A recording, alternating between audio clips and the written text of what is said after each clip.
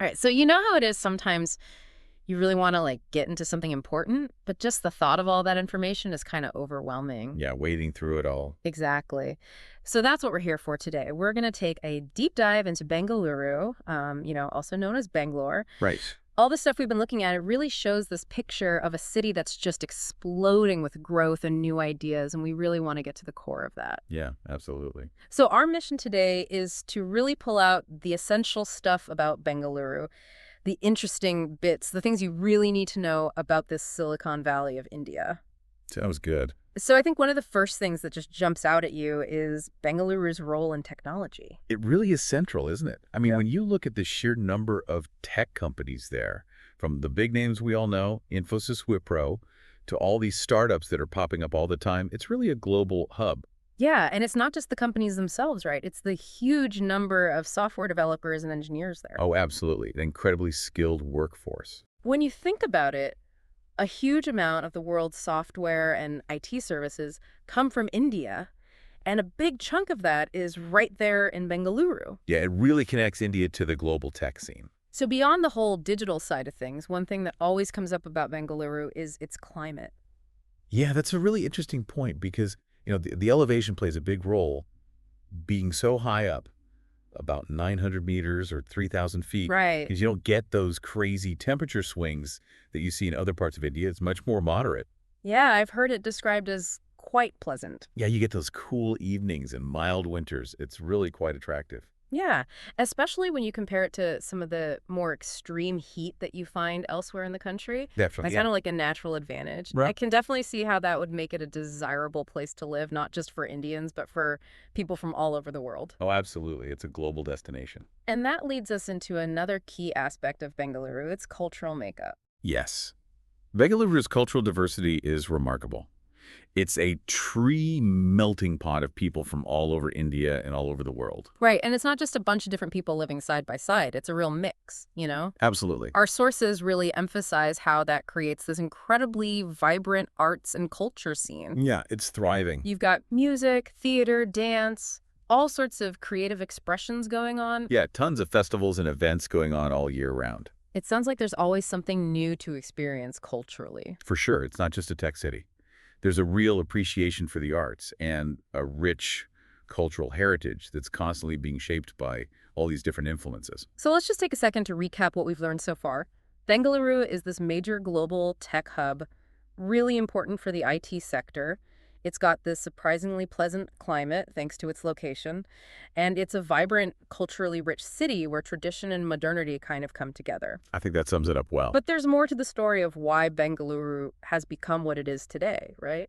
Oh, yeah, definitely. I think to really understand Bengaluru's success, we need to talk about education and research. Right. It's no coincidence that you have these world-renowned institutions like the Indian Institute of Science, or ISK, Right? and the Indian Institute of Management, Bangalore, IMB. Yeah, those are big names.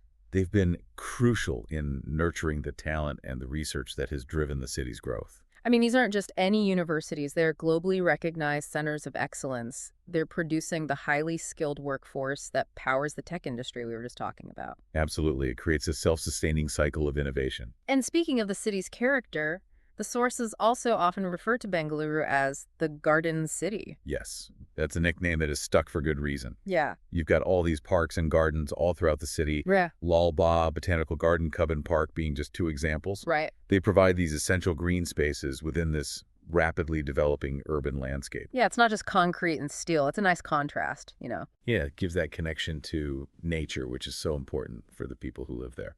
And of course, a city as big and growing as fast as Bengaluru needs to be able to get people around.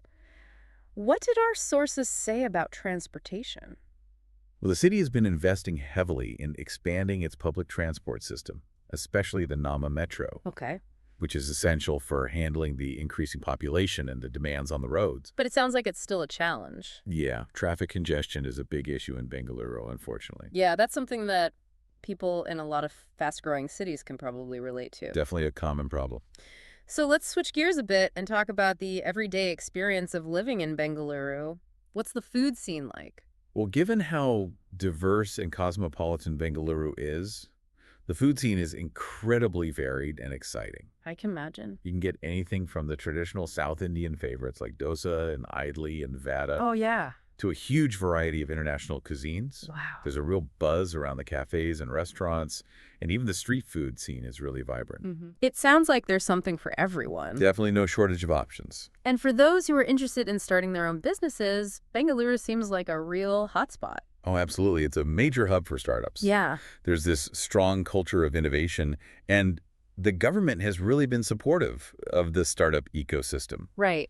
Areas like Kormangala and Whitefield are well known as startup hubs, Yeah. just buzzing with new ideas and ventures. It must be pretty amazing to be in the middle of all that energy. It really is a hotbed of activity. And once the workday is over, what does Bengaluru offer for leisure and nightlife?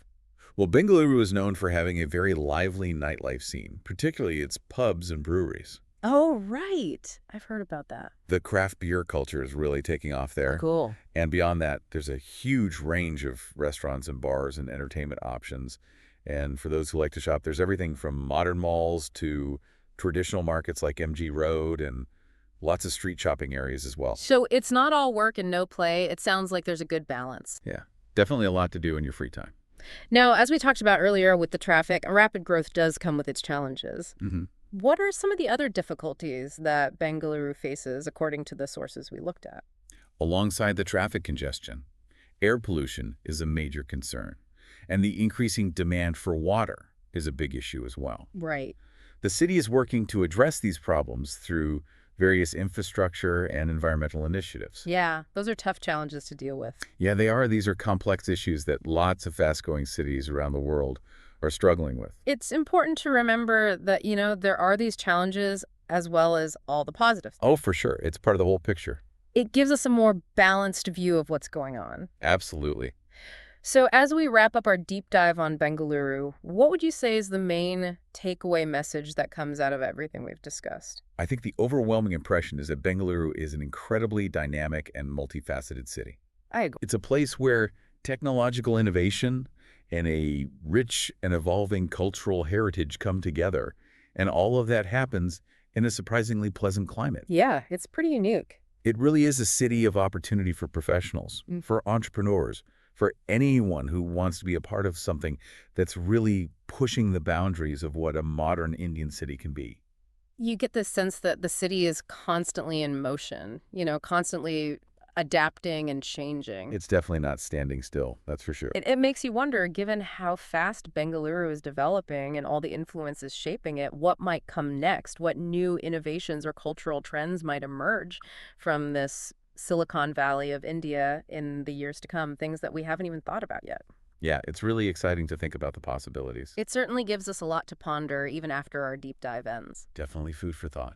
All right, that's all the time we have for today. Thanks for joining us on our deep dive into Bengaluru.